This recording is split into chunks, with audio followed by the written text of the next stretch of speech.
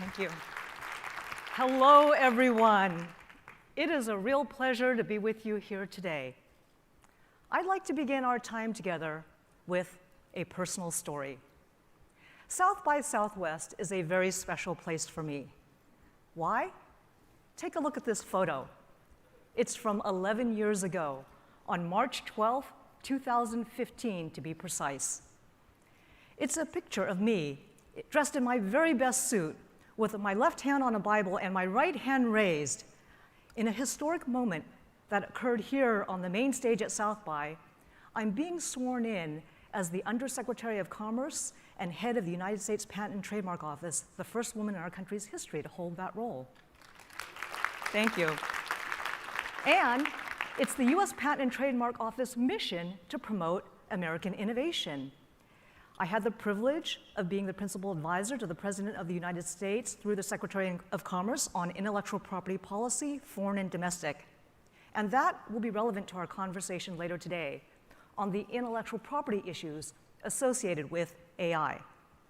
Now, normally, these types of swearing-in ceremonies occur behind closed doors in Washington, D.C. But my team and I thought, why does it have to be that way? We should have our swearing-in ceremony here at South by with an audience full of creators and inventors. And I remember fondly the warm and enthusiastic welcome and cheering that the South by crowd gave me. So I'm delighted to be back here now, 11 years later, to talk to you about AI and intellectual property issues. But wow, 11 years. In the field of AI, that's an eternity. 11 years ago, there was no ChatGPT, there was no agentic AI, and there was no real concern that computers would displace human intelligence, except for the most part, in our science fiction novels. Most businesses were only concerned about migrating their data and their software into the cloud. They weren't thinking about AI applications. That's why I'm so excited to be with you here today to talk about the real-world implications of AI, its promise, its perils, and some of the intellectual property issues associated with it. Now, even before the launch of ChatGPT, I said AI is the most transformative technology of our generation. I was already seeing this in my work as head of Amazon Web Services Machine Learning Solutions Lab and at Obsidian Strategies, where we work to identify and implement the most impactful AI applications to increase operational efficiencies, enhance customer experience, and drive revenue. And now, with generative AI and agentic AI, even more so than ever before. With the launch of the most recent large language models, computers can now pore over and reason across text, images, videos, and audio to converse with us in real time with our preferred tones and expressions, to remember all of our prior online conversations, to accomplish complex tasks that require multiple steps, to provide information about topics raised on the fly during our online conversations, to see and explain what we are seeing in real time through the lens on our devices, our tablets, our phones, our computers, and even to detect our emotions based upon our facial expressions and the tone of our voice. The possibilities are endless. The challenge, however, is to identify the ripest opportunities and to put them into effect. But identifying these opportunities is not always so easy. How do I know which of the many opportunities before me, given I have so many, will be the most fruitful? And even if I identify a handful of those opportunities, how do I overcome the inherent organizational challenges of talent, culture, and resistance to change of business processes? And that's not even mentioning the issues unique to AI, which include bias, lack of transparency, and hallucinations. And how fast should I adopt AI? Should I be a first mover and an early adopter, or a fast follower? Based upon my experiences as a builder of these AI solutions and as an advisor to companies on their AI strategies, I'd like to share with you my thoughts on the promise of AI, including a bunch of real-world examples across a wide range of industries, with the hopes that it inspires you to think of the possibilities within your organizations and in your life.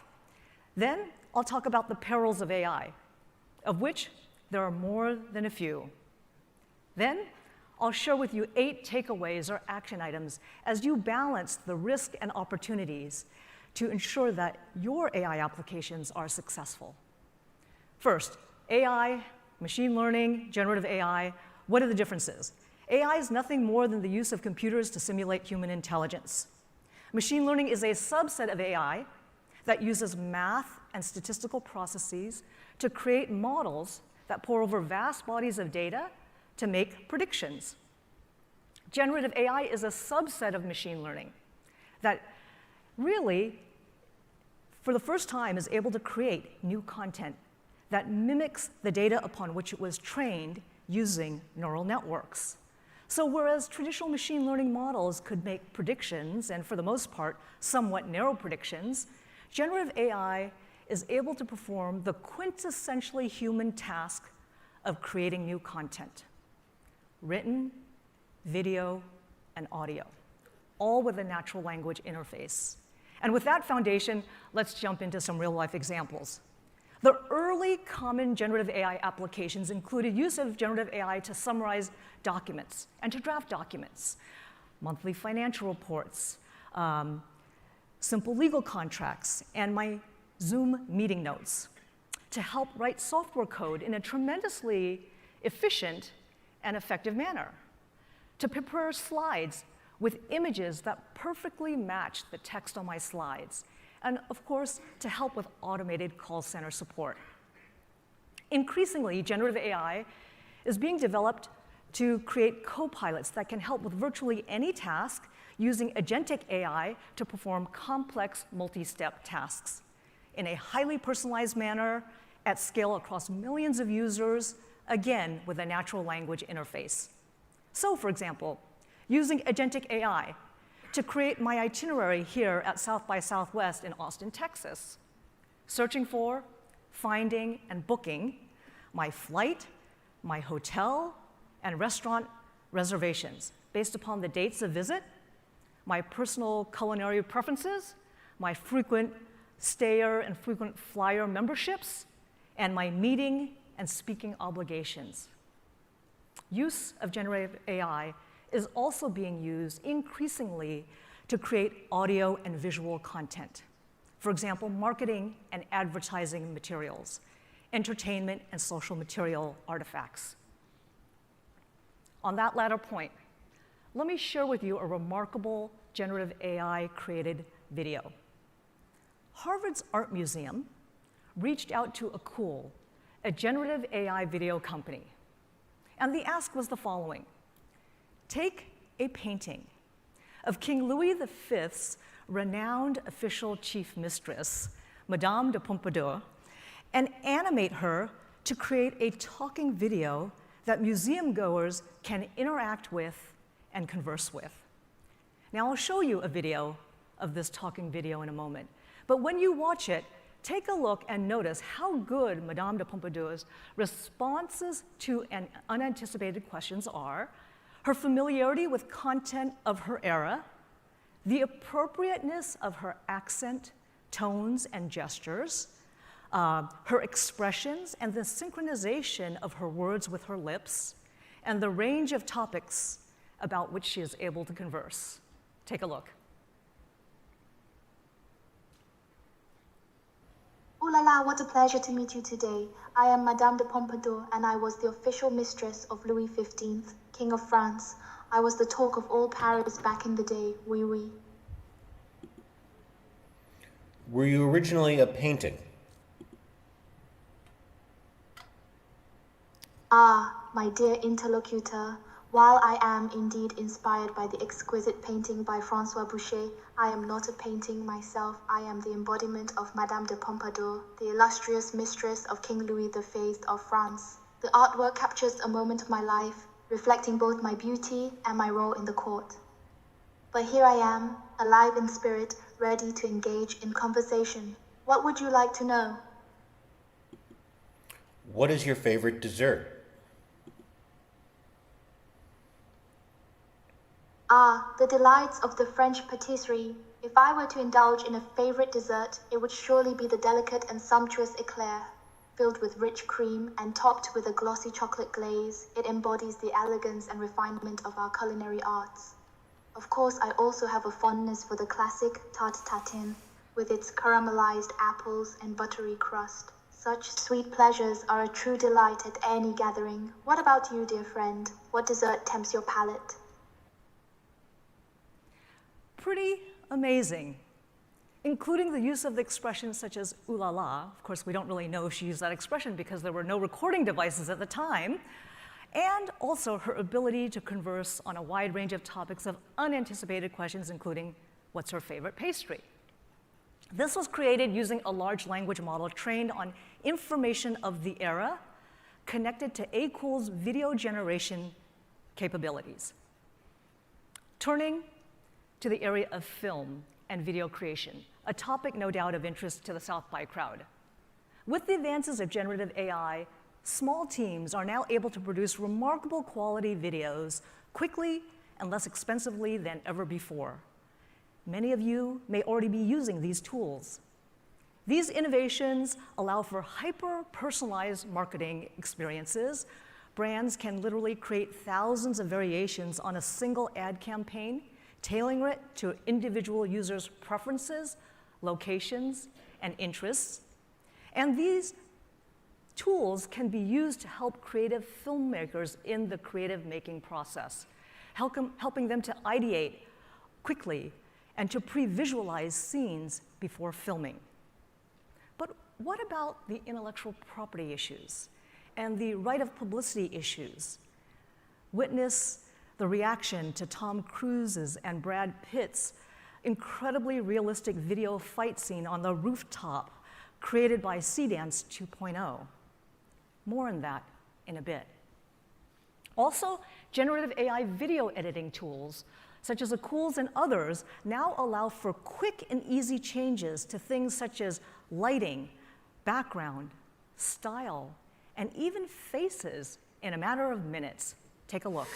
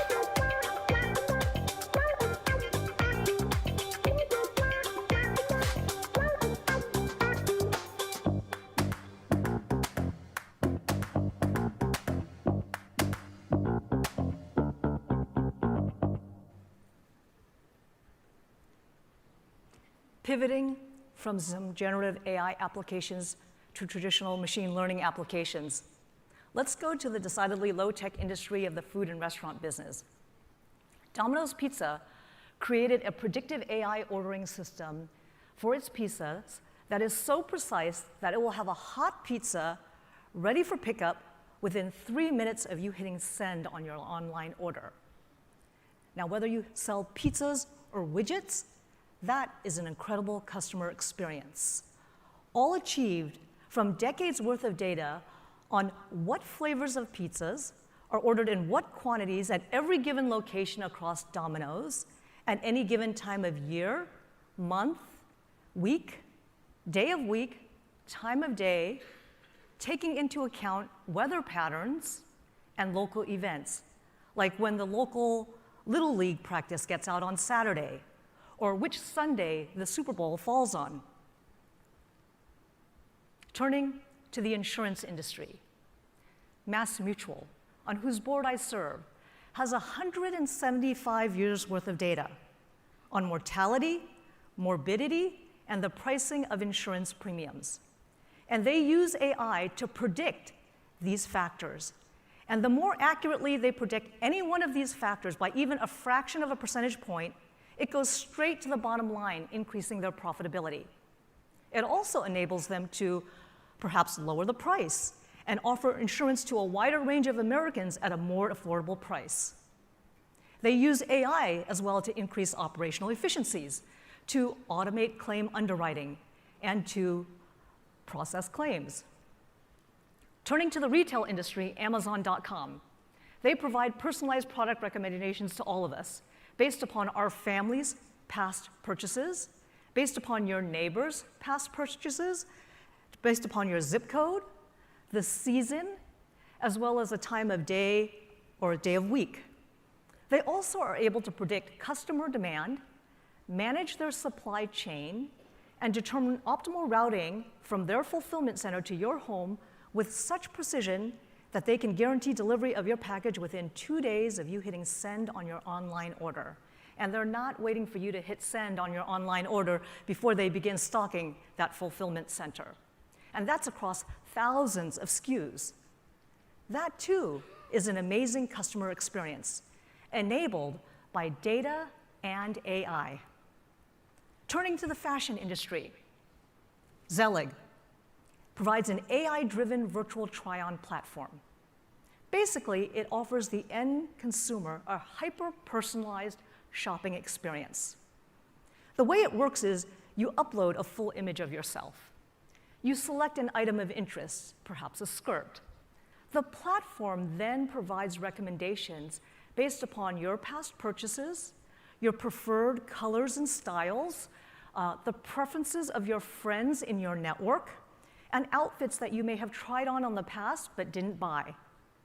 Then, it will complement your skirt with perhaps a top, a blazer, and other accessories, a bag, and shoes. And then you get to see all those items put on the image of you and see what you look like in that outfit. Then, if you're like me and I can't make a shopping decision without consulting my girlfriend, you can send it to your friends in your network and they can provide comments, and you have the ability to buy one or all those items. The benefits are not just to the consumer, they're also to the e-commerce retailer. They have the ability to gather data and show how customers are interacting with, responding to their products, allowing them to quickly adjust their offerings, their recommendations, and their inventory. This drives revenues, it increases operational efficiencies, and it creates, importantly, an engaging customer experience. And if they use the collaboration and sharing feature, they're able to powerfully expand their customer base. Turning to the manufacturing sector, use of computer vision for automated quality inspection. A major semiconductor manufacturing company used computer vision to perform quality control on its printed circuit board that were being produced. Now, the way it works is they shined a camera on top of a conveyor belt that had the completed circuit boards going by. Without the AI system, normally you had a human who would randomly check a certain number of printed circuit boards, look for missing chips, look for improperly inserted chips, upside down, wrong chip inserted, and flag it to stop the production line. That's a mind-numbingly dull task, prone to error, and human fatigue. But with the computer vision solution, the computer system was able to take a picture of every single printed circuit board going by, and they were able to more accurately flag defects 24/7 without fatigue and without a break. The results? Tremendous cost savings and improved quality. Turning to the biotech and life science industry. Moderna uses AI to help predict new enzymes that enable manufacturing processes with higher yields and lower waste. They also use AI to draft responses to regulators, converting what was previously a weeks-long process down to a matter of minutes. I could cite many more examples, but this gives you some concrete real-world examples across a wide range of industries. And the bottom line is that virtually every industry, virtually every business, and every business function has these AI opportunities. This is the tremendous promise of AI. But there are perils as well. I'd like to share with you 7 key risks associated with AI. Risk number 1, hallucinations. Machine learning is probabilistic. The output is not necessarily the correct answer, but rather the probabilistically most likely answer. We've all seen examples where these large language models confidently provide completely wrong answers. Risk number 2, misinformation, disinformation, and deep fakes. What's a deep fake? It's an image, video, or audio recording that has been edited using a computer algorithm to replace the original image, video, or audio recording. With generative AI, anyone can easily, with a matter of a few clicks, create a compelling deep fake, possibly spreading inaccurate, harmful, or disparaging information. You may recall some famous examples of deep fakes. The Pope wearing a white puffer jacket. That he did not wear. Taylor Swift singing a song by another artist. That she did not sing. Or President Obama delivering a public service announcement. That he did not deliver. The consequences are not just theoretical or harmless. In February of 2024, a finance worker was scammed into paying $26 million to fraudsters due to a deep fake. The attack began with a phishing email, followed by a link to a video conference simulation of the CFO and other finance colleagues authorizing the transaction. The employee believed that the request was a legitimate one and wired the $26 million. An example of how this technology can be used for both good and for bad.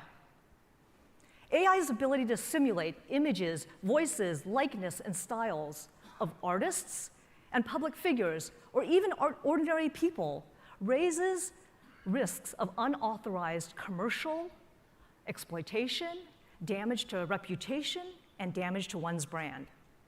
This has prompted calls for a federal right of publicity legislation, which is now pending before Congress, where specific informed consent may be required, and also providing a private federal right of action against unauthorized production, publication, and distribution of digital replicas of a person's voice, image, or likeness. Risk number 3, ethical concerns. There are a number of ethical concerns, but one of them is bias. Bias in AI systems. Let me share with you a real-world example. A national healthcare created an AI system that prioritizes the patient's need for medical care. And it inadvertently prioritized white patients over black patients.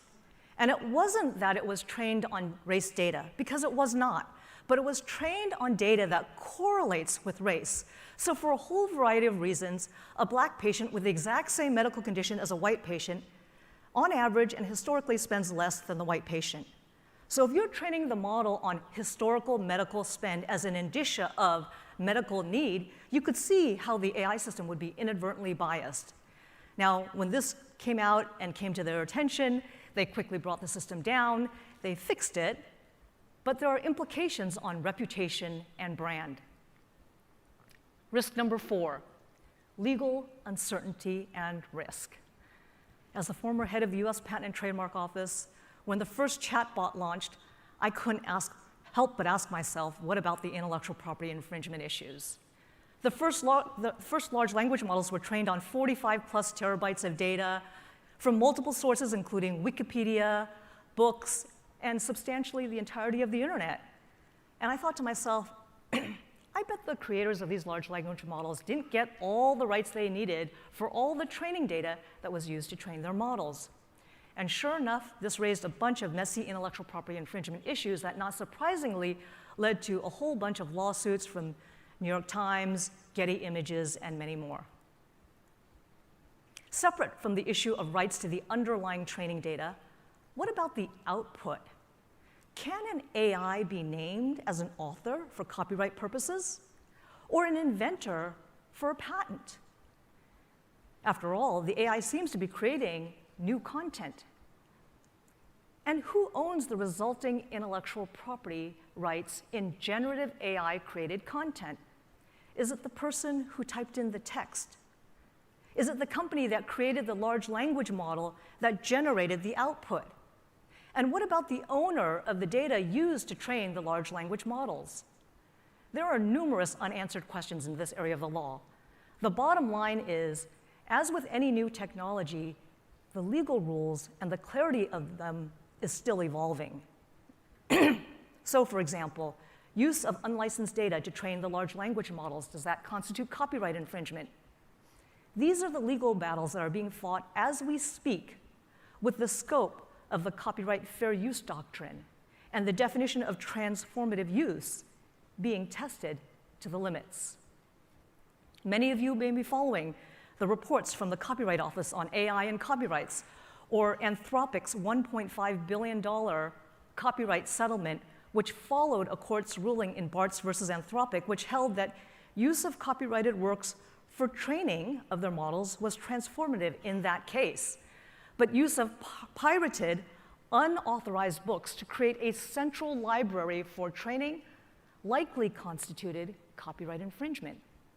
You may also have read about Disney's $1 billion investment in OpenAI, along with a license to some 200 Disney characters for use by Sora, OpenAI's video generator.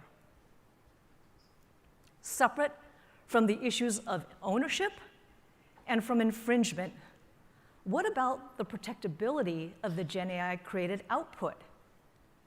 Is the resulting work even eligible for intellectual property protection?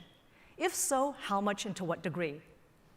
On the patent front, a US court ruled that a computer-generated invention is not eligible for patent protection because the inventor is not a natural person.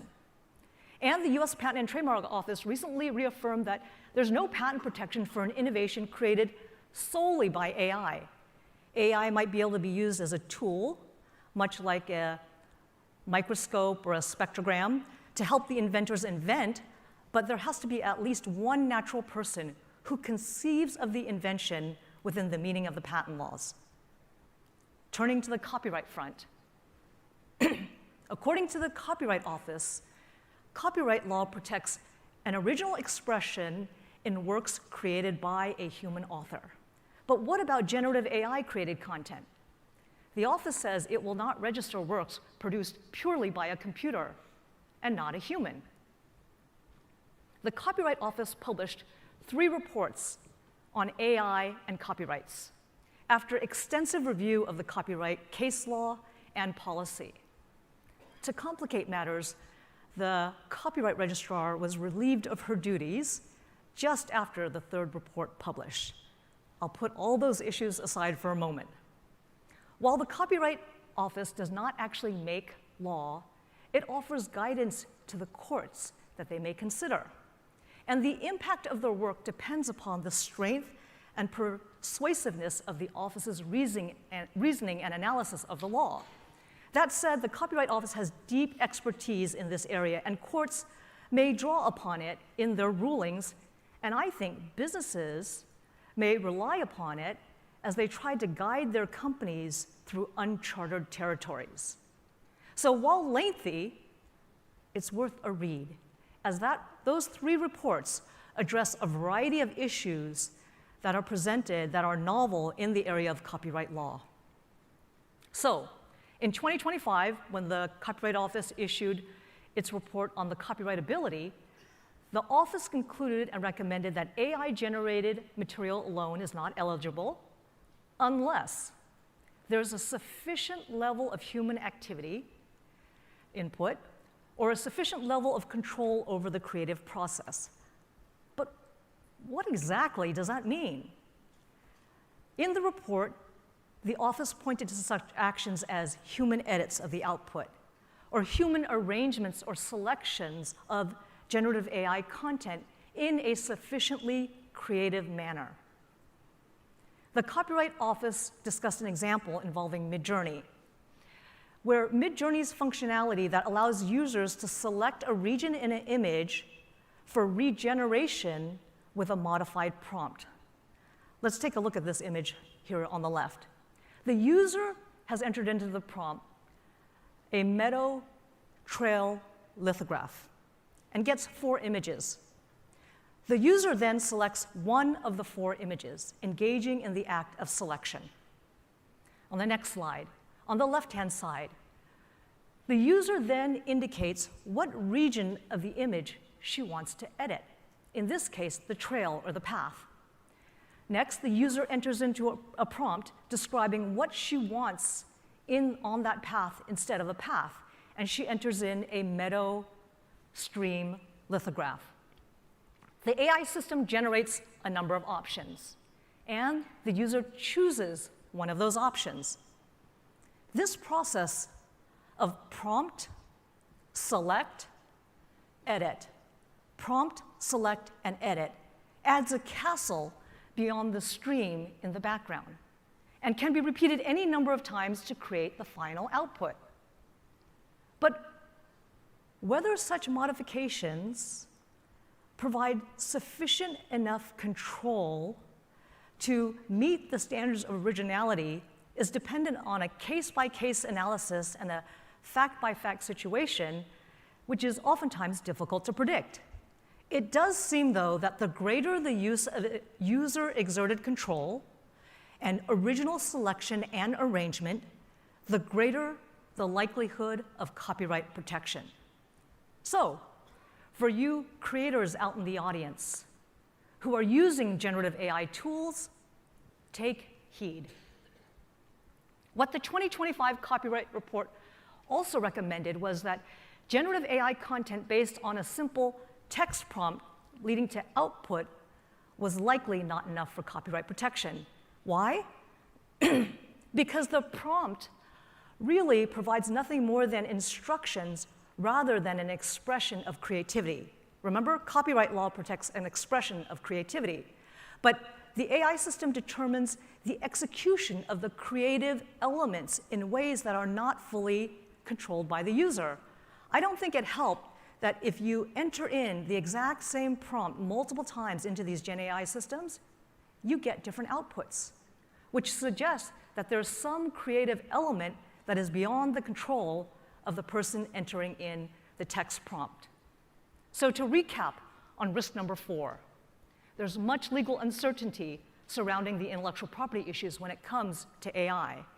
And remember, our laws are designed for the past and the present, but not for the future. And the rules will likely be tested, clarified, and evolve over time. Risk number 5, confidentiality and fear of risk of confidential information. A big tech company employee famously entered in his meeting notes into a public chatbot, leading to concern over inadvertent disclosure of corporate confidential information. Now, most companies now restrict access of their employees from using the public chatbots, and the AI companies have mitigated this concern to some degree by providing enterprise version of their services. But this still does not protect against inadvertent disclosure of confidential information within a company, because not every employee should have access to all the company's confidential information. For example, financial projections, sensitive HR data, legal information, or information about a pending M&A deal. The bottom line is you need good data governance when you are using these tools, even with your private enterprise version. Risk number 6, a rapidly evolving regulatory landscape. There are practically as many regulatory proposals on AI as there are countries in this world.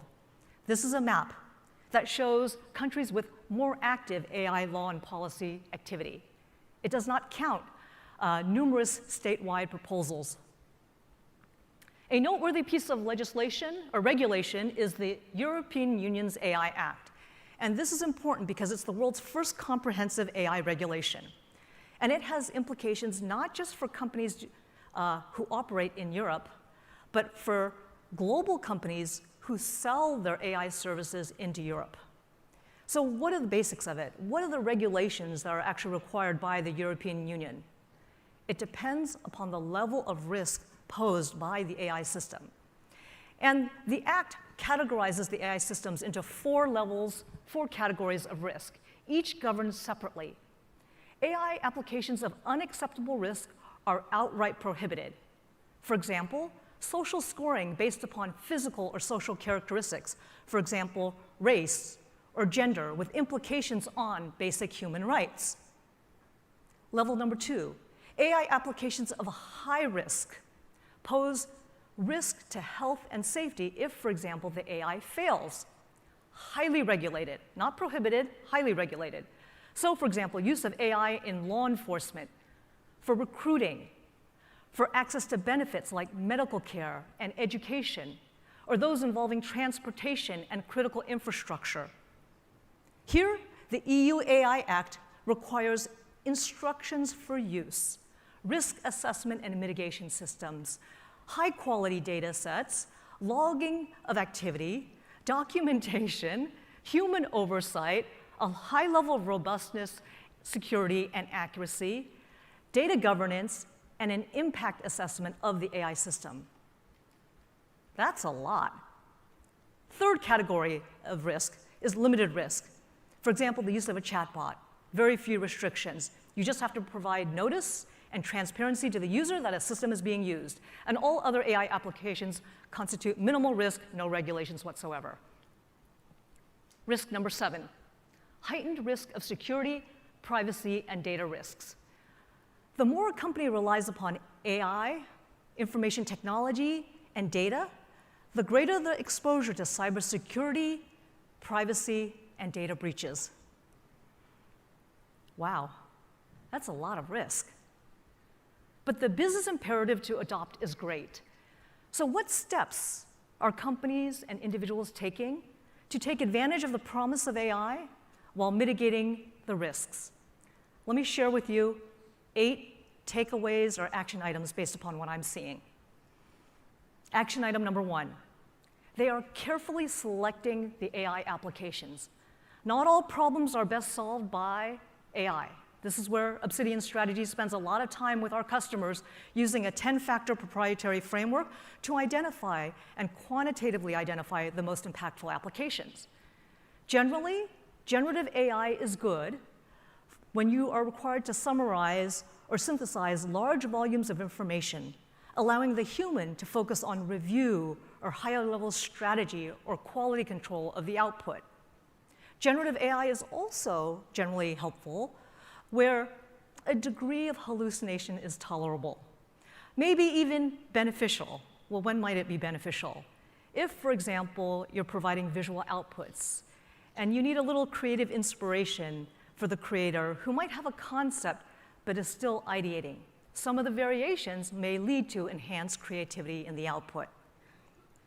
Traditional machine learning is good for problems that are complex, requiring a consideration of a myriad of fluctuating factors that must be performed at scale and quickly.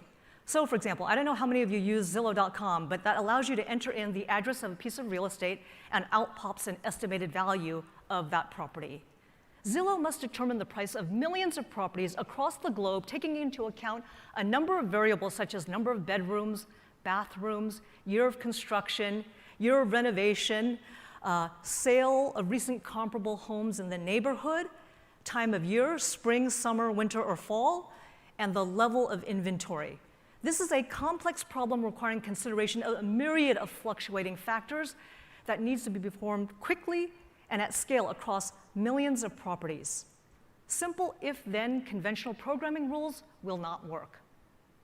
Machine learning is a good solution, and that's what Zillow uses.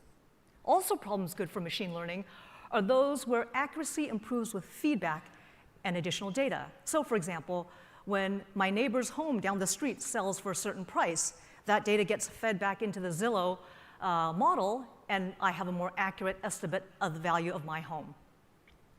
Kinds of problems that are not good for machine learning are those that need an explanation, because machine learning is a bit of a black box. Also, those that need to be 100% accurate from the start. Because remember, machine learning is probabilistic, with a higher degree of accuracy later on with data and more training, and a little bit less accuracy in the beginning. Action item number 2, have the necessary data strategy, and infrastructure. Data is the #1 challenge to adopting machine learning. Over half the time is spent gathering, wrangling, cleaning up, pre-processing, and managing the data. You need to develop a good data strategy. There are 2 hallmarks to a good data strategy. Number 1, data is viewed as an organizational asset and not a departmental or team asset. I oftentimes see teams engage in what I call data hugging. The data that I gather or I collect is my data, right? And nobody needs to use it. Not true.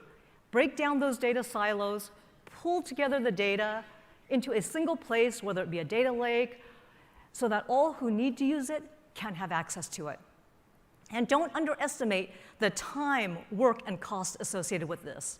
Most companies don't even realize where all their data is scattered throughout the organization, on premises, in the cloud, in different formats, on different platforms, in different regions, and even in different countries. Many companies are simply unaware of all their data assets. But remember, some of the most powerful AI applications come from combining data sets from different parts of an organization. So, for example, a pharmaceutical company in their R&D department probably has a library full of molecular structures and their efficacy against certain ailments. And then on the manufacturing side of the house, they probably have a library and database full of molecular structures and how easy they are to manufacture and the shelf life. By combining these 2 data sets, the company can quickly identify which of the many molecular structures are efficacious against a certain ailment, that are easily manufactured and have a long shelf life. So you get the drug out to the customer faster, and you increase the profitability of your business operations. Hallmark number 2 of a good data strategy is that data is democratized, available to everyone within the organization who can benefit from it easily, securely, and this piece is the most important, in compliance with all the rules and policies and terms of use of that data. Regarding your data strategy, ask yourself, what data do I have that I can use for machine learning applications today? What data do I not have today, but with a modest amount of work can be made readily available for my machine learning applications? And the third question, I think, is the most important one, which is, what data do I not have available today, but as I look ahead 1, 3, 5 years from now, I'm going to want to have? And what steps should I begin taking today to begin gathering that information? Because remember, proprietary data is key to powerful AI applications, present and future. Action item number 3, have your AI and domain experts working side by side. This is critical to help ensure successful implementation and adoption in your business. It's human nature. If you have the relevant people, stakeholders who have a say in the identification of a problem, the creation of a solution, with the ability to provide input all along the way, everyone's much more likely to adopt. And you will need those domain experts to evaluate the effectiveness of the AI solution relative to the conventional solution. A mistake I commonly see companies make is they hire a bunch of AI experts, they put them in an AI center of excellence, oftentimes. They work in silos. They build innovative proofs of concepts that never get implemented into the business. Don't let this happen to you. Action item number 5. Relatedly, focus on the people change management issues. Some employees may resist the adoption of AI due to concerns about job security, trustworthiness, intellectual property issues, or ethical issues. A 2023 study conducted by University of Pennsylvania and OpenAI predicted that 80% of the workforce would have at least 10% of their tasks affected by the introduction of GPTs, while 19% of the workforce may have at least 50% of its tasks affected. That was in 2023. 3 years ago, and I think those numbers are even more so.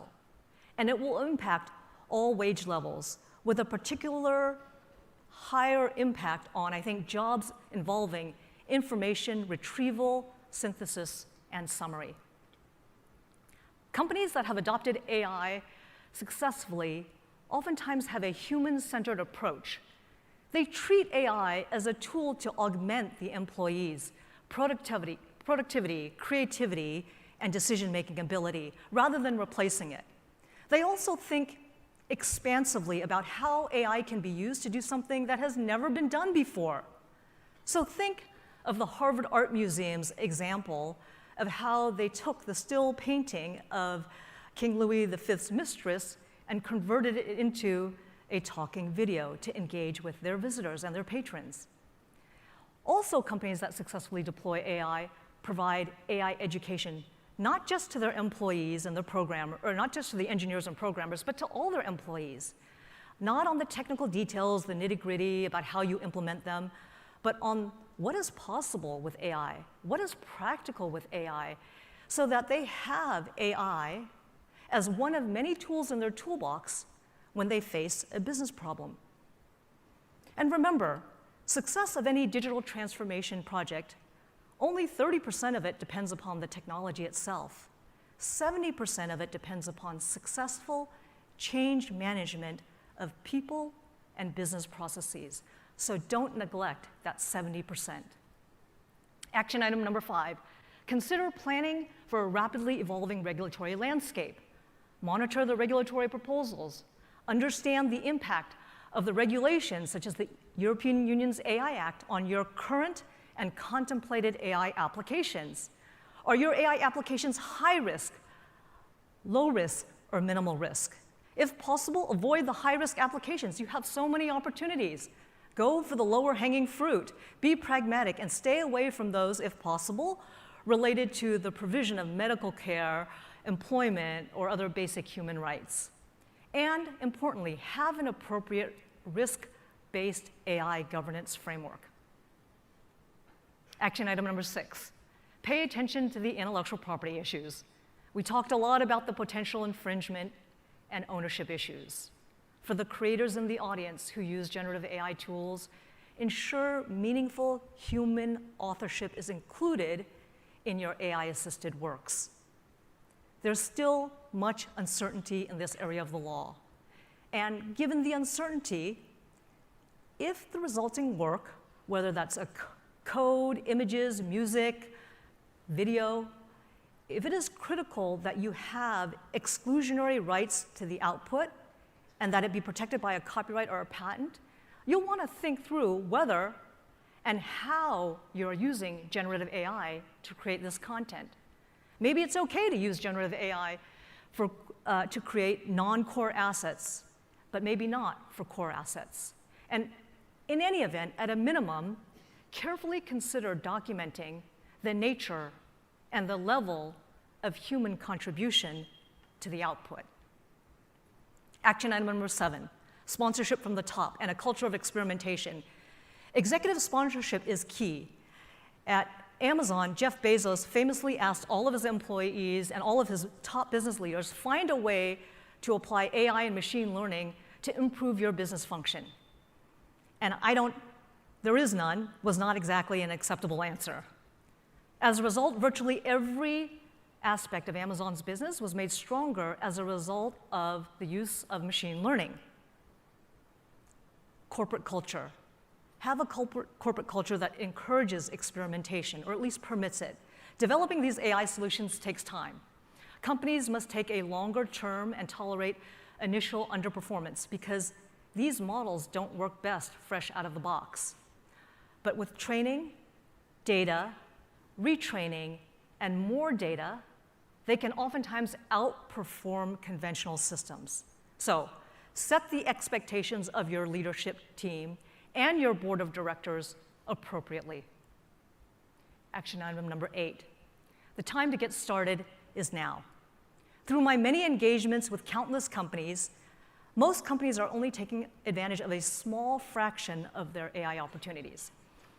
Those who adopt quickly will have an advantage, And those who don't, I think, will find it difficult to play catch-up. Why? Because first movers achieve a data advantage and a productivity advantage. So I launch my product and service. The customer uses it. I gather data. I improve my product and service. I get more customers, and I get more data. That becomes a virtuous cycle. So in essence, I'm creating a data moat, which becomes a barrier to entry to my competitors. And if I've selected wisely and I've executed well, I also create tremendous competitive pressure on my competition. So the time to get started is now, but as you undertake these AI initiatives, do so pragmatically and responsibly, in light of a world where the rules are still being written. Take into account the many real risks we've discussed today, and the need to balance the opportunities with the risks. And remember, innovation is not a project. It's a process, and a continual process. Thank you, and I think we have a few minutes for questions.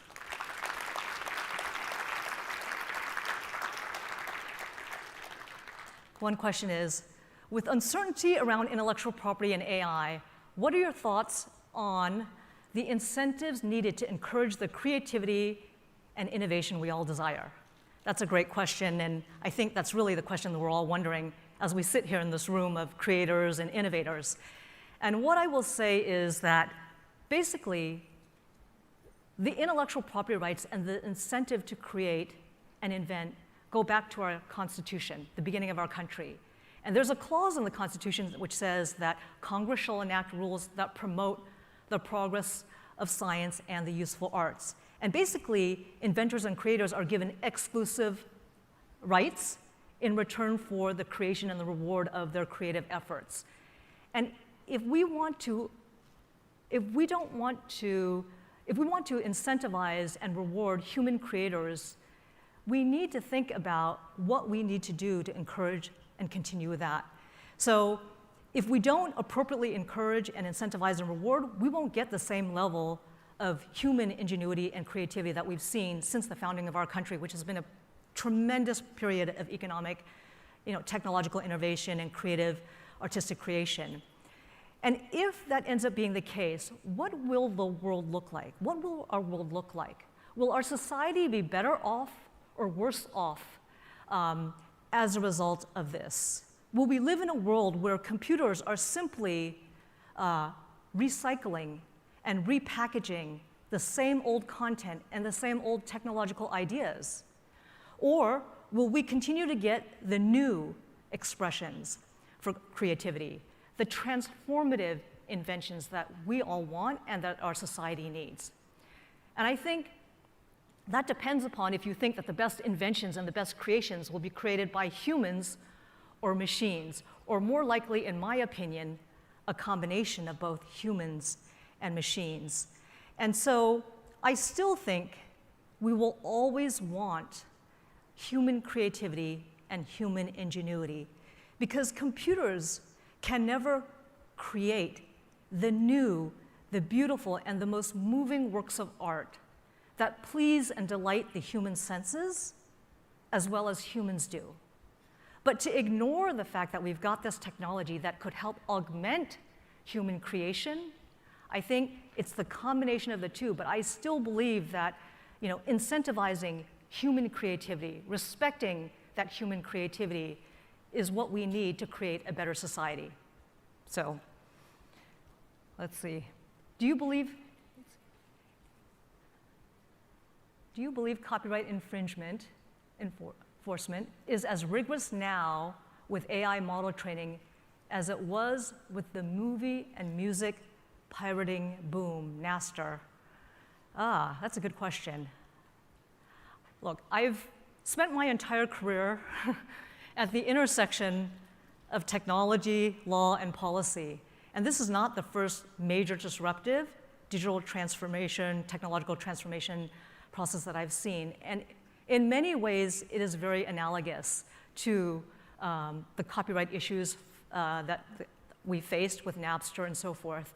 And I faced when I was at Google, when Google copied all the copyrighted books and put them on the internet and thought, oh, everyone's going to want to access all that information, right? Well, yes and no. So what they ended up doing was they ended up creating like thumbnail snippets that allowed everybody to read that snippet, then to click through to then buy the copyrighted work, which enabled and unlocked a lot of value to longtime copyright holders whose works had been forgotten. So as I sit here, right, anytime there's a major technical change, like the one that we're seeing now, it's a confluence of events that have to come together to ensure that we get to the right steady state to create the environment that we want to create, which is lots of creativity, lots of innovation. So it's going to be litigations in the court. Those are expensive and those are slow. It's going to be, regulatory proposals where there are gaps. It's also going to be business and technical solutions. So, for example, these AI companies producing guardrails and pulling down requests for copyright infringed materials. Now the question is, how much is infringing enough before you have to bring it down? And those are all issues that will have to be sorted out. Clearly, an exact same copy of Peter, Paul, and Mary singing Blowing in the Wind is not okay. But, how much variation is needed? But that goes to the issue that I showed you the example of. The more human input, the more selection and arrangement, the greater the likelihood of protection if we're under the current system, and I think if we're in a world where we really do want to encourage human creativity and human ingenuity. So I don't think it's so different. We have navigated digital transformations. Our systems of laws and rules have existed, and with all those forces working together, business, legal, policy, regulatory, I think we will get to a good place, but we have to think about what is our goal. If our goal is to encourage human ingenuity, creativity, and so forth, we've got to make sure that that is protected. But we also have to make sure that we have and take advantage of these tools that could really unlock a tremendous amount of productivity, creativity, and ingenuity by helping us in our efforts. And I think that's it. So thank you so much for your attention. I so appreciate you being here today and all of your questions. Thank you.